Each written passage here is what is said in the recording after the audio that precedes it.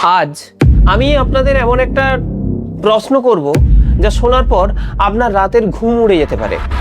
আপনারা কি টিভিতে দেখেছেন ট্রাম্প কিভাবে আমাদের প্রধানমন্ত্রী মোদির প্রশংসা করেছেন?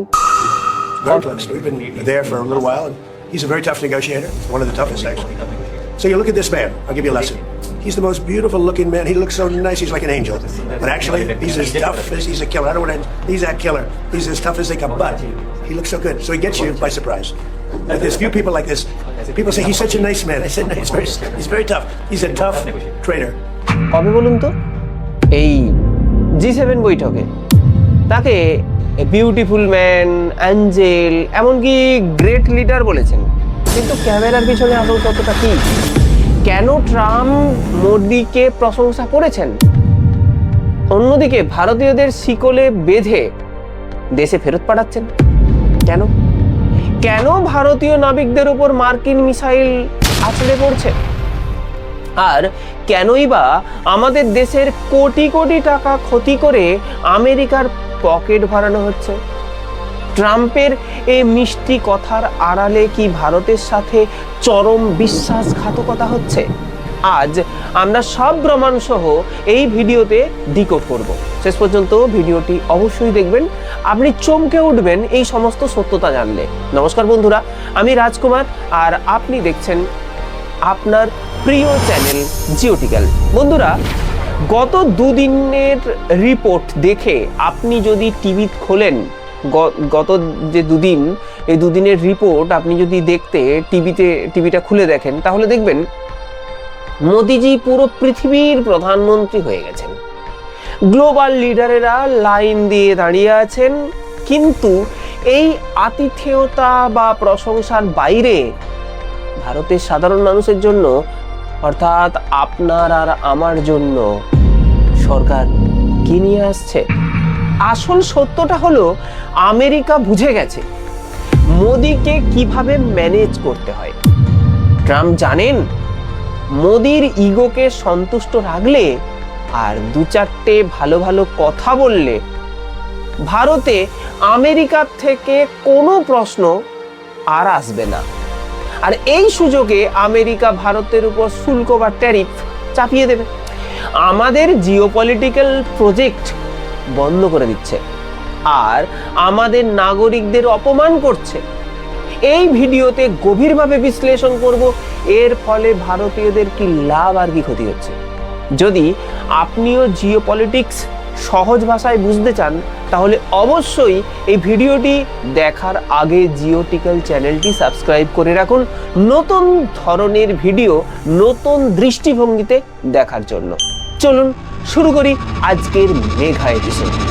ফ্রান্সে G7 সামিট হয়েছে, যেখানে ট্রাম্প মোদিকে প্রশংসায় পঞ্চমুখ করে দিচ্ছেন। ট্রাম্প বলছেন মোদিজি নাকি ফেরেশতার মতো, তাকে দেখতে সুন্দর। আমাদের মিডিয়া তো প্রশংসায় গদগদ, কিন্তু এই প্রশংসার আড়ালে আমেরিকায় বসবাসকারী ভারতীয়দের সাথে কি হচ্ছে জানেন? ট্রাম্প সরকার H-1B ভিসাকে সম্পূর্ণ রাজনৈতিক হাতিয়ার বানিয়েছে। এই ভিসার ফি বাড়িয়ে $1 লক্ষ, প্রায় 83 লক্ষ টাকা করে দেওয়া হয়েছে, যা ভারতীয়দের জন্য আমেরিকায় কাজ করা প্রায় অসম্ভব করে তুলেছে। সরকারি ডেটা বলছে 2025 সালে 4 লক্ষ অনুমোদিত H-1B ভিসার অনুমোদন প্রায় 3 লক্ষ ভারতীয়দের প্রায় 70%। গত 5 মাসে প্রায় 1 লক্ষ কর্মী ছাঁটাই করে দেওয়া হয়েছে এই H-1B ভিসা। তাদের বলা হচ্ছে যে প্রায় 60 দিনের মধ্যে নতুন চাকরি খোঁজো, না হলে আমেরিকা ছাড়ো।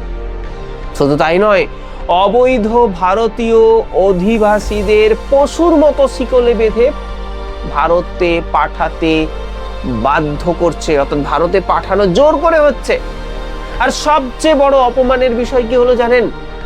এই শিকল পরিয়ে ফেরত পাঠানোর পুরো ঘটনাটা নিয়ে আমেরিকা সরকার একদম স্লিক প্রোমো ভিডিও বানিয়ে অফিসিয়াল হ্যান্ডেলে পোস্ট করছে।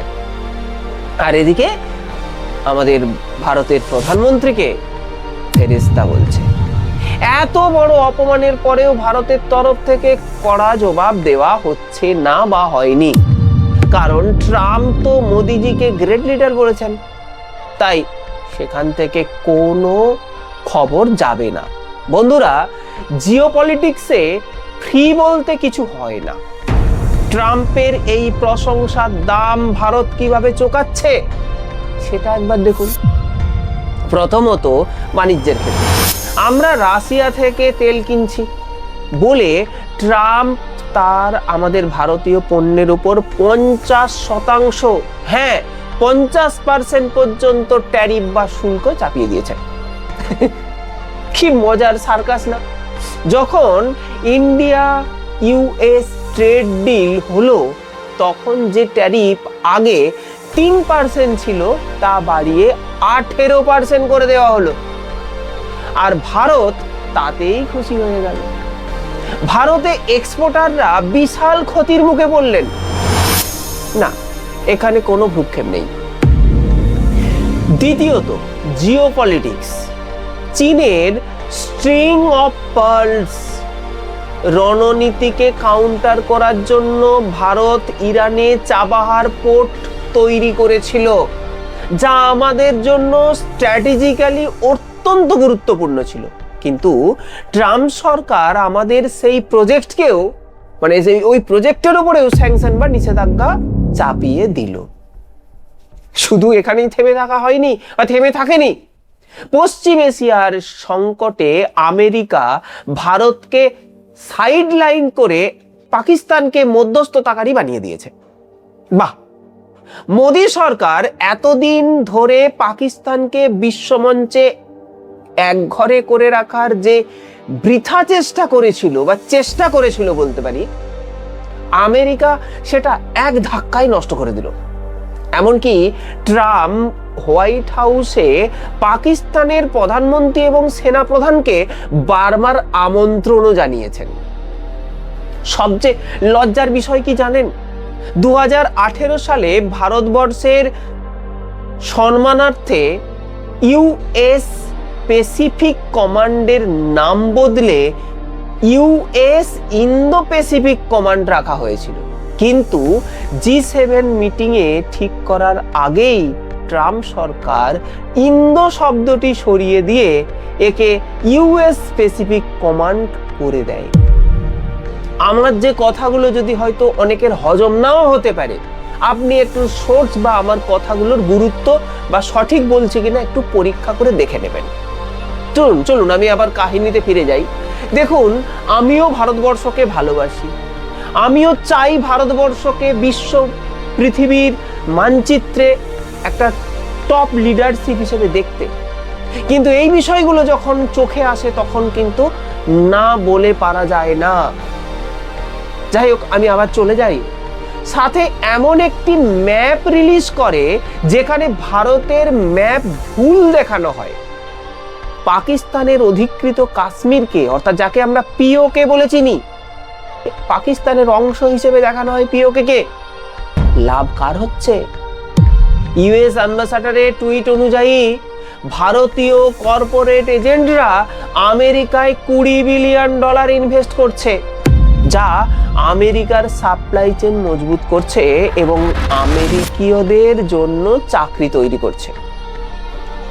আর ভারত কি পাচ্ছে? বাবাজি কা টুল্লু। আমরা শুধু আমেরিকার যে অস্ত্র কিনছি তার বদলে পাচ্ছি কয়েকটা ফাঁকা প্রশংসা, আর কিছুই নয়। হ্যাঁ বন্ধু, এটাই ঘটছে। এবার যে ঘটনাটি বলবো তা শুনলে একজন ভারতীয় হিসেবে আপনার রক্ত গরম হয়ে যাবে। শুনুন তাহলে। সম্প্রতি আমেরিকার নেভি সরাসরি ভারতীয় নাবিকদের জাহাজে হেলফায়ার মিসাইল দিয়ে হামলা চালায়, যেখানে 3 জন ভারতীয় নাকি নিহত হয়েছে। এটা সবাই জানি আমরা। বিশ্বাস করুন, এই সংখ্যাটা 60 হতে পারত। ওমান আমাদের নাবিকদের বাঁচিয়ে নিয়েছে বলে কোনো রকমের রক্ষা পেয়েছে। আমাদের দেশের ইতিহাসে এমন ঘটনা প্রথমবার ঘটলো যেখানে আমেরিকা জেনে শুনে ভারতীয়দের উপর হামলা করলো, তারপরেও ফেরেশতা। এর বিরুদ্ধে ভারত সরকার কি করেছে? কিছু করেছে কি? অন্তত একটু কড়া জবাব কি দেওয়া উচিত ছিল না? কিন্তু ভারত প্রথমে চুপ করেছিল। পরে জয়শঙ্করজি একটু নিন্দা করার চেষ্টা করতেই আমেরিকার সেনেটর মার্কো রুবিও উল্টে ভারতকেই ধমক দেন। তিনি বলেন, নাবিকদের ডেঞ্জার জোন থেকে দূরে রাখার দায়িত্ব ভারতের, আমেরিকার নয়। আর আমাদের বন্ধু ট্রাম্প, তিনি কি বললেন?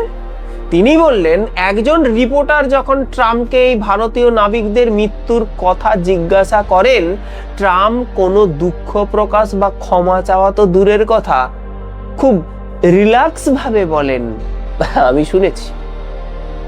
এটা খুব কঠিন পেশা, আমরা এই মানুষগুলোকে ভালোবাসি। ভেবে দেখুন বন্ধুরা, আমেরিকান নেভির মিসাইলে আমাদের দেশের মানুষ মারা গেল, আর ট্রাম্প বললেন, it's a rough profession, it's a rough profession, just এটুকুই।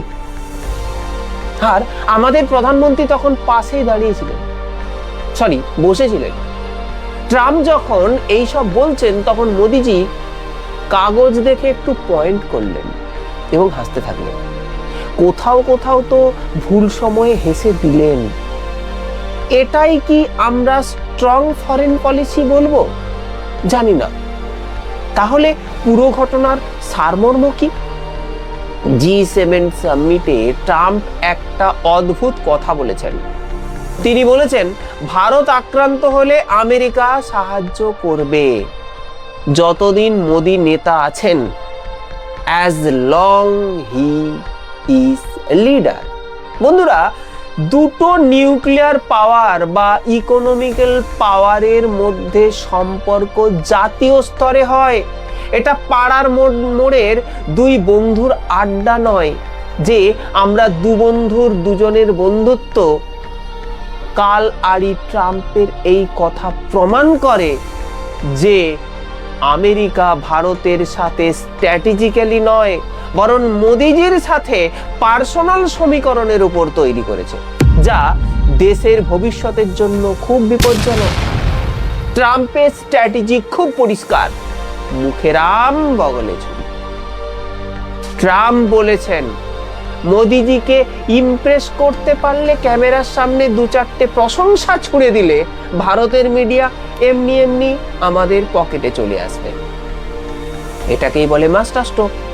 আর ব্যাকগ্রাউন্ডে আমেরিকা ভারতের ট্যারিফ বসাবে, ভিসা আটকে দেবে, নাগরিকদের উপর হামলা চালাবে, নাবিকদের খুন করবে, কোনো প্রতিবাদ আসবে না। আমরা আমেরিকার এতই মুখাপেক্ষী হয়ে পড়েছি যে আমেরিকা যখন আমাদের পুরনো বন্ধু ইরানের বিরুদ্ধে যায়, তখনও আমরা চুপ করে থাকি। আমেরিকার সাথে যখন সম্পর্ক রাখা নিশ্চিত জরুরি বা নিশ্চয়ই জরুরি, কিন্তু নিজেদের আত্মসম্মান বিকিয়ে কি সেটা জরুরি? একটু ভেবে দেখুন বন্ধুরা, জিওপলিটিক্স কোনো ইমোশনের জায়গা নয়, এখানে সবটাই নিজেদের স্বার্থের খেলা। আপনাদের কি মনে হয়, ট্রাম্পের প্রশংসা কি সত্যি ভারতের জন্য গর্বের বিষয়, নাকি ভারতের মূল সমস্যাগুলো থেকে নজর ঘোরানোর জন্য একটা ভয়ঙ্কর কৌশল? কমেন্ট বক্সে আপনাদের মতামত অবশ্যই জানাবেন। আমি আবার বলছি, এই সমস্ত কথা বলে আমাদের যে সমস্ত জিওপলিটিক্যাল অ্যানালাইজার রয়েছেন, তাদের দৃষ্টি আকর্ষণ করতে চাইছি, আমার দৃষ্টিভঙ্গিতে দেখার জন্য বলছি। কেন না, আমাদের দেশের ভালো হলে আমাদের ভালো হবে। দেখুন, তাই বলে এই নয় আবেগ প্রণোদিত ভাবে আপনি যুদ্ধ করতে যান। বিষয়গুলোকে ভেবে চিন্তে ডিসিশন নেওয়াটাই সব থেকে বুদ্ধিমানের কাজ হবে। আমরা জানি আমেরিকার শত্রু হওয়া খারাপ, বন্ধু হওয়া আরো বেশি খারাপ। হয়তো সেই কারণে আমাদের দেশের প্রধানমন্ত্রী এবং জয়শঙ্করজি চুপ ছিলেন। কিন্তু আমি যে দৃষ্টিকোণগুলো আলোচনা করলাম, এই দৃষ্টিকোণ থেকেও ভাবাটা অবশ্যই জরুরি বলে আমাদের বিশ্বাস।